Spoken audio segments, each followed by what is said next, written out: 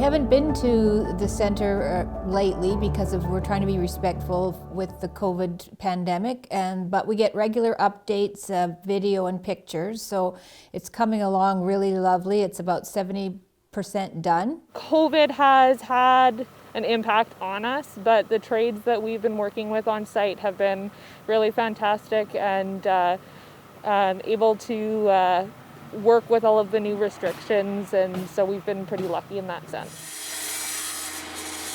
The finishes on both the exterior and the interior are going in as we speak, so we can see, I guess, what a lot of people would call the finish line, but we call it the start line because it's the point at which we can be open for the business of saving lives, and that's very inspiring. So in terms of timeline, we're probably about 70% of the way through. We're still on track for completion in the spring. You'll notice that there's a lot of drywall up. We started paint in the basement, which is pretty huge. The insulation is on the exterior. We're working on finishing up the exterior brick, which is what's behind this orange tarp behind me. Our gym slab is done, so it's starting to all come together.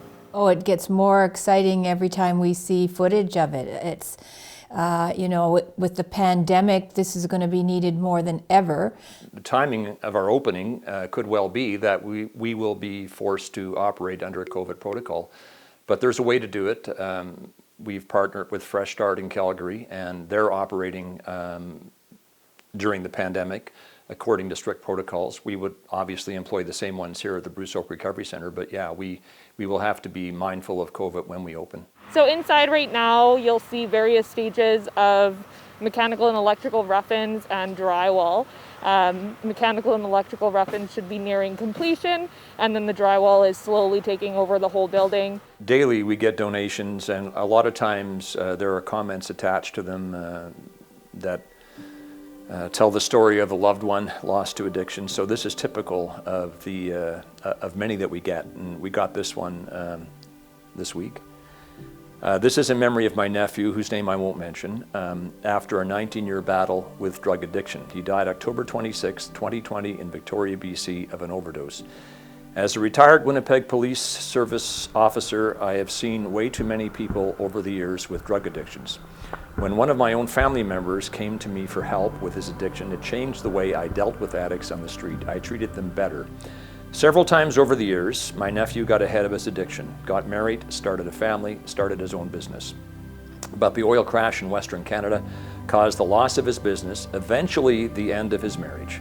Once again, he turned to drugs, and this time just couldn't dig his way out. I wish the Bruce Oak Recovery Center was open 18 years ago when I was helping him back then. If it only saves one life, it's worth every penny spent to open it. So from now until our substantial completion, we're pushing finishes. So we're going to be at varying stages of finishes throughout the different areas of the building within the next couple of months. So a big milestone will be when we're at a point where we've got all of our flooring in, we're getting a lot of the millwork pieces in, and you can really start to see the finished rooms taking shape. Really, the next milestone is completion, is when we get the keys to the building and we can start the business of outfitting the building to the specifications required for the recovery center.